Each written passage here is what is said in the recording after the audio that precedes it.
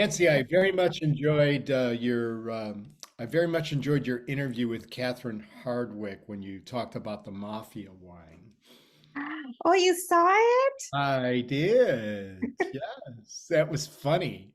Didn't she say there were like body parts in there or something? It was some weirdness that she talked about. Yeah, it was great. Yeah. It was Yeah, fun to see. I kind of pushed the limit on that one. Well, good for you. Well, I am here for you to push the limits on all things Charles. So ask me whatever you want. Okay, you opened the door for me, so I'm gonna ask. Okay, go. What do you think of Charles stepping in as king? Well, he doesn't have much choice. Well, he does have a choice. He could say, I don't want the job and give it to William. That's true. Uh, I think it's going to be an interesting time when he becomes king. Before I did this film, I had done the Diana and I did Being the Queen about Elizabeth. But like a lot of people, especially who are not in the UK, you know, Charles was like the headline version, Charles to me. And it wasn't until we went through all this media and found, a new way to kind of tell his story that I had a greater appreciation for him. Not so much that I'm a fan, but I now realize he's much more complex and complicated than I ever knew. There's a lot more going on with him than I ever knew. And I'm not just talking about affairs or things like that. It's just how his life has unfolded, the things he has had to deal with and deal with under the constant 24/7 watch of the media makes him fascinating to me. I think one thing I've learned about him is that he plays a very long game on just about everything. And what I mean is he's looking far over the horizon when the rest of us are just looking down at our shoes. I said to someone the other day, he plays three-level chess when the rest of us are playing checkers. And you don't get that out of the headlines, but in examining his life the way that we did, he eh, that's who he is. I'm sure of that. And when he becomes king, in my opinion, he's talked about, as I'm sure you know, the like streamlining the monarchy, making it, a slimmer version. And I think he will do that. But in doing that, he's going to turn it into some much more of a vehicle of what he would want it to be. And the perfect example for that is he is a huge advocate, as you may know, about climate change and global warming. And as a royal, he's not supposed to be speaking on that stuff, matters of politics, but he has in the past.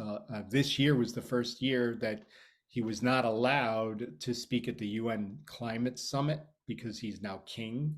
So he shouldn't be giving speeches at climate summits. My guess is when he becomes king, he is going to do this streamlining thing. He's going to like set it up for William to step in and be the younger version of what he would have been, the version of what he would have been as king as a young man. But he's also going to make it, again, my opinion, he's going to make it such that there will be no issue with the King of England getting up and giving a climate change speech in the halls of Parliament. It's going to become slimmer. It's less cumbersome. I think they'll keep the hats, beef eaters in the Tower of London for the tourists because it's a good export for them.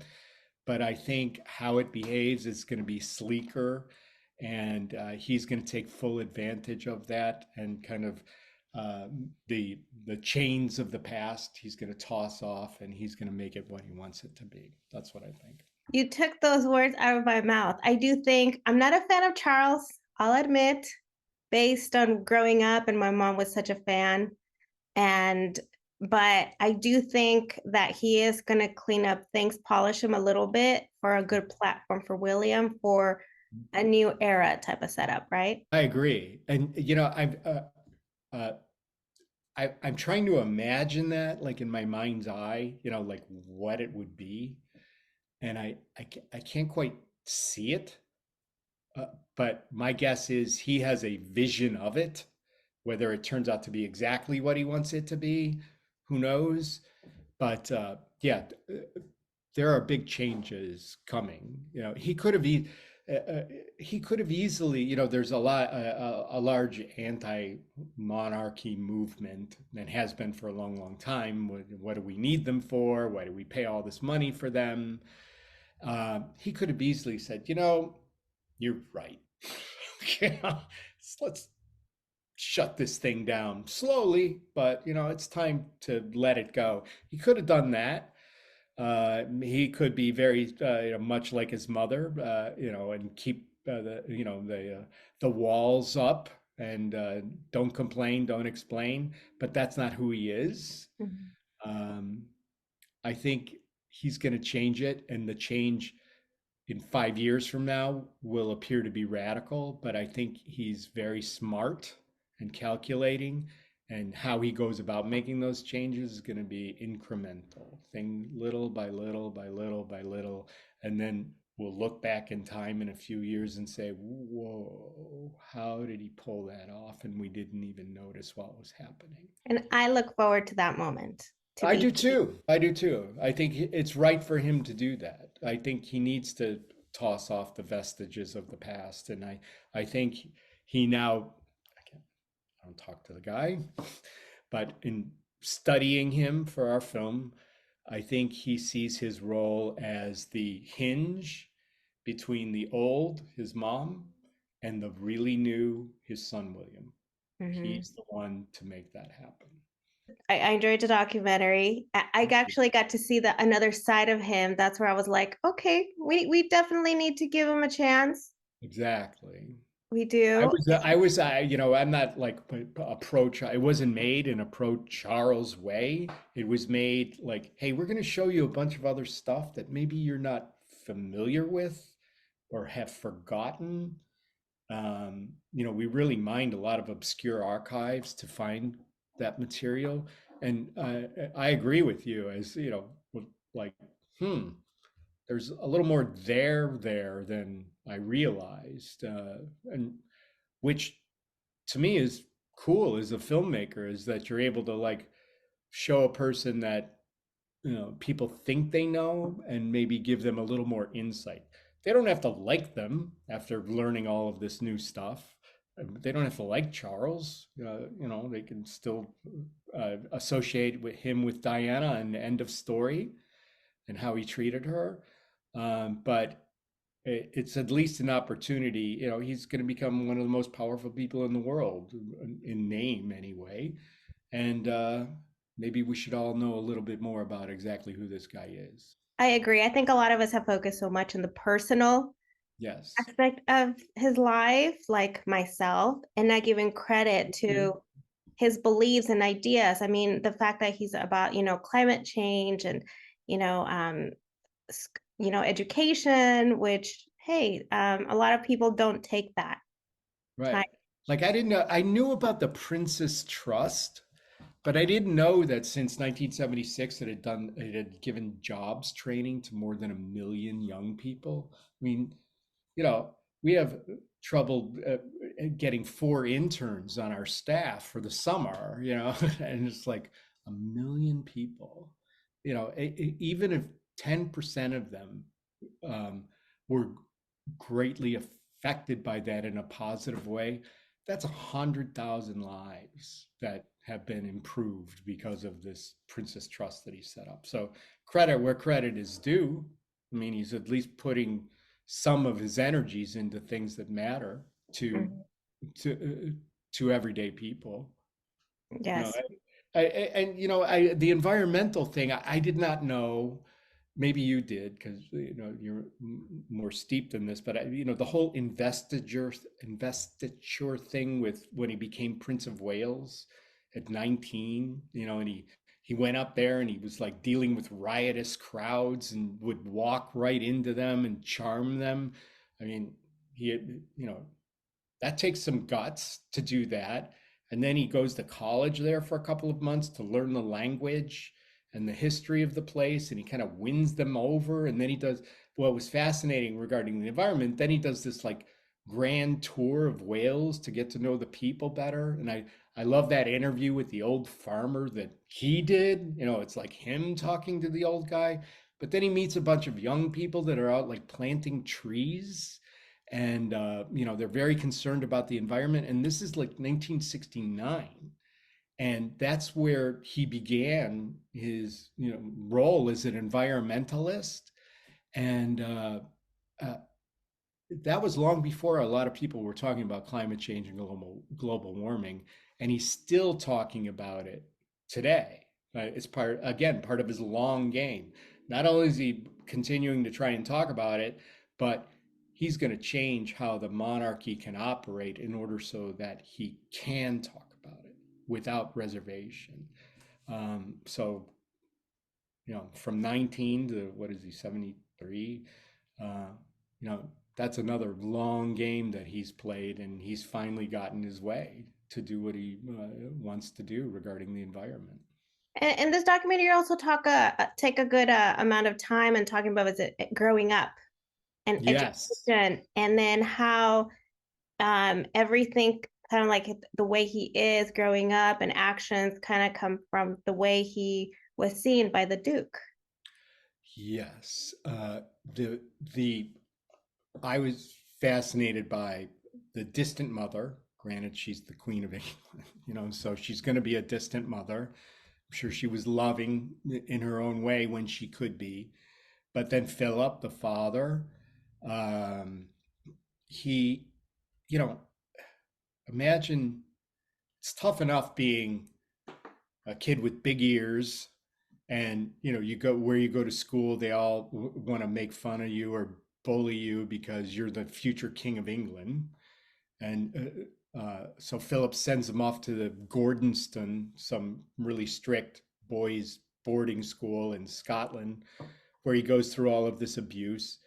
And he survives it. The one classmate, we found that archival footage of his classmate friend who talked about how he was, mercilessly, put upon by classmates. Um, but then it's not enough that he survived that. Philip says, you're still not a man. You're still not the man's man I want you to be. So I'm going to send you down to Australia, to the outback, the bush, so where they're really going to man you up. And Philip had that line that we wrote in where he says, I'm going to put some steel in him or I just give up. I mean, if you're like 16 and I don't care if you're, the future heir to England, or you're just a kid from Cleveland like me. I That's really rough stuff to hear from your father, that you're just not what I expected you to be. And I'm going to keep reminding you that as long as I live. I mean, and then a few years later, he's 19 and he's like taking on the mob in Wales to prove himself. You wonder sometimes with the absent mother and the disapproving father, how much of who he became and the journey he was on was actually a journey to uh, a, fighting ghosts. Well, his mother was alive until just the year, but Philip, you know, like, I'm going to show you you were wrong. You wonder if some of that is part of the metal of who he is, of who he became. And also, what a weird thing, the crown. We talk about his crown, but the crown, the gold ring for him is to become king, but he can't have it unless his mother dies. So what an odd thing to be.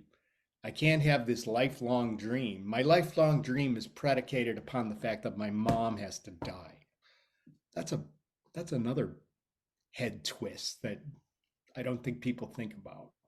I think that has a lot to do with what led him to become and known as the rebel prince. Hmm. I agree. Yeah, he in a sense he was rebelling against the past, and I think he has a sense of history that his predecessors, a lot of them were layabouts. Let's go down to the south of France and yacht, and lay about, and he wasn't going to be that person. I love the footage we found of him of his solo flight in a helicopter. um, he went out and tried to do something. And I also, one of the big surprises for me was the comedy stuff that he did. People say that comedians are actually, very wounded souls, underneath. They have this dark side, and they express themselves. They get that out by being funny and making people laugh. I think that might be an element of who he is too. That stuff from Cambridge is hilarious, and then he uses it throughout his life. One of my favorite little runs is showing him doing the fishing pole. Like I still can't quite figure out what he was doing, and then wrestling with the bagpipes, like the bagpipes are trying to attack him. Then we found an interview where in like the 80s where he's talking to a reporter about how important humor is, to in talking with people or giving a speech. Then we go to that speech in Florida in the early 90s. That was the great thing about doing by themes. We weren't locked into like particular timelines. Um, the speech in the early 90s where he says, "Oh, I'm here in Florida, and I read this in the newspapers the other day." And there's that comedic pause. He says, "Must be true." Pause, and then if you remember, we used every frame of his eyes like darting around the room, and his eyes are like saying, "I just told you people a really funny joke," and then the audience like gets it, and I'm like, wow, he is a funny guy. That was a big surprise to me. I'd heard him be charming in speeches. When we did the Diana show, you could tell a line and get a laugh, but I didn't know that. But the biggest surprise to me, I'm surprised I didn't know this, but I didn't know that he and Camilla dated in 1970 when they were both single, Mhm. and that it was only because of this, the virgin queen kind of unwritten rule, because they wound up doing what young people do when they're in love. They had an intimate relationship, and because of that, Camilla could not become queen, even though she would be married to Charles, who was the guy that she had been with. But imagine if that rule had not existed, they would have gotten married probably in the 70s or by 1980 and had children, and we would have never known Diana, and we would have had different versions of William and Harry, and none of this would have happened. Well, a bunch of other stuff would have happened, but it just seems so odd, in our modern time, looking back with our prism on that kind of very antiquated approach to marriage, that the whole world was rocked for 50 years because of that one thing. They couldn't get together because they decided that they were going to be lovers. Very, very weird. The way you displayed it and explained the whole backstory made me realize, like, wow, in a way, they are victims. Yeah, they're victims of that system. Yeah, Yes. absolutely. The firm, they call it. Yeah, they were. Yeah, I mean, that alone. Now, who knows? They could have gotten married and then they had affairs anyway. It's a bunch of what ifs, but they didn't have a chance because, I suppose they could have lied and said, no, we haven't been to bed together, but they must have admitted it, or what people knew. But yeah, they were a victim in 1970 of that system. And, it that rule of that system affected and ruined a lot of lives along the way, just because two young people who happen to go to bed together and who are obviously soulmates, because it's 53 years later and here they are married and now she's going to be queen. um, they couldn't get married. It's just so strange. that the world would have been literally a different place if they had been allowed that luxury of marriage, but it wasn't the case. That's very unfortunate. And one of the amusing things about the documentary was one of your opening scenes where you used that ink that was all over the place, over the world, pretty much. Him throwing a tantrum over Well, pen ink. uh, Why? Why that scene? I'll tell you why. There's a very good reason why. It's because in talking like the first day that in our executive for Nat Geo Disney is in the London office. So he's a Brit, and he's very happy that Americans are doing this because we have like a, we're one step removed from it. But he made it very clear that he didn't want it to be a biography. He didn't want to be like, oh, he's born and then this, because that's existed. And he said, we need to make it very different than anything else that's coming out. And, we use this style of no narrator and no modern day interviews. We just let the footage and images tell the story. And so the first thing I said was, well, then we have to do it like thematically. He goes, well, but we also need it to feel contemporary. Like, there's a reason why we're doing this now. And fortunately, I had a lightning bolt moment, a light bulb moment. And I said, well, you know what? The story starts the day the queen dies. That's like the ticking clock. That's when the story starts. And then between then and as late as we can possibly take it before we deliver the film, we'll pick a handful of modern moments and use those as examples for the theme that we want to get into so that it makes sense. And then we can slide around on the timeline, which you see we did with a graphic. But we need like a handful of these modern moments where we can use it and show it like, oh, this story is continuing in the now. So it feels contemporary to you and the audience as you're watching. It's like, oh yeah, that just happened. And so one of the big themes, and it's the first theme, is his relationship with the press and the press with him and the media and how he's scrutinized. And so there were many things within the first few months after his mom had passed that we could have used. And I kept coming back to the leaky pen. And it's funny, people made fun of him, but the reason why we settled on that, and it's a very telling reason, it's perhaps more subtle than it should be, but who among us has not like taken a pen and put it in our pocket, the wrong way, and then you look down and you're like, oh my God, there's the bloom of ink, and you're like, I just bought this shirt. Oh my God. His pen leaked. He got super pissed. His mom had just died, and his pen leaked, and he raged. And it's something that happens to almost everyone. The pen leaks, it gets on you, and you're like not happy about it because it's ink, etc. So it's a fairly mundane thing that most people can, relate to, but it becomes headlines within 24 hours around the world.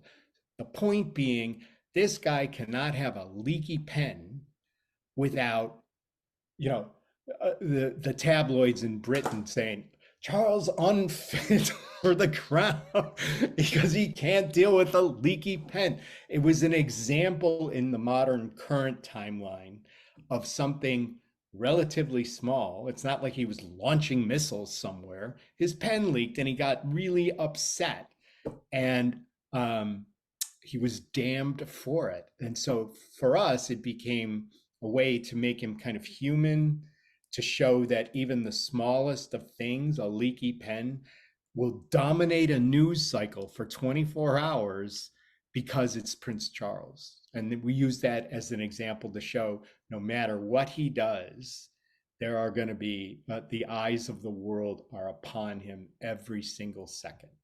That's why it's there. When I remember when I first saw it, I was like, who wouldn't get upset over I a know, pen? I saw it too. Why I are mean, they it was kind making of funny. fun?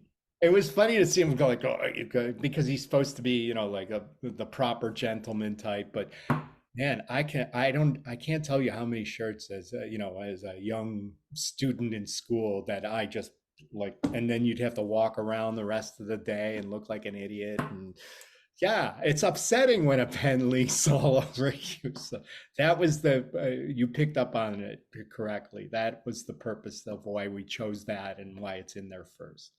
Well, you know what? I think with that scene, you're picking up all ages, even the younger generation, to be curious to watch this. Oh, good. That's the hope. Definitely. And we're not trying to convince anyone one way or another, other than there's a lot more going on here than, just what you might read across a big headline. And you might be interested to find it out. Hate them if you want when you're done, but you'll know a lot more, regardless of your generation or point of view.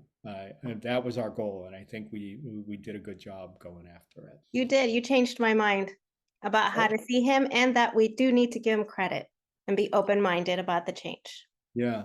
Well, good. Thank you for saying that. That's a nice thing to hear. That was a goal, just to like give him a look, regardless of how you feel. The backstory to this guy is much more fascinating than people have. Um, it's much easier to just read a tweet about something than to actually understand, try and have some understanding of something. And I think we all are guilty of that. And so what we tried to do is to get all of this stuff. A lot of it's never been seen because it's never been digitized. That was another trick we use. We get archives that have material that they just haven't gotten around to digitizing, and we'll pay them to digitize it. So about 40% of the film is stuff that's never been out before. So it feels new, and we tried to keep the pacing kind of contemporary feeling, but yet really get a lot of information across in a way that you feel like you're learning something, but not so much that you want to turn away, because it's like, I don't want to learn, I just want to be entertained. We try to make it entertaining first and then informative second. Yes. Well, thank you so much, Tom. It was an Thank honor to speak with you. you, a very well prestigious journalist. Thank you. I like to stay busy, keeps me out of trouble. It works, right? All the time. Yeah, it does. But it makes me very tired too. So I know what you mean. Well, thank you I so much know again you. for your time. Thank you, Congratulations Nancy. again, and I look forward to many more documentaries. We will keep you well posted. Thank you. Appreciate it. Okay, Nancy. Take Thanks. care. Have a great Thanks, weekend. Bye. You too. Thank you. Thank Bye. you.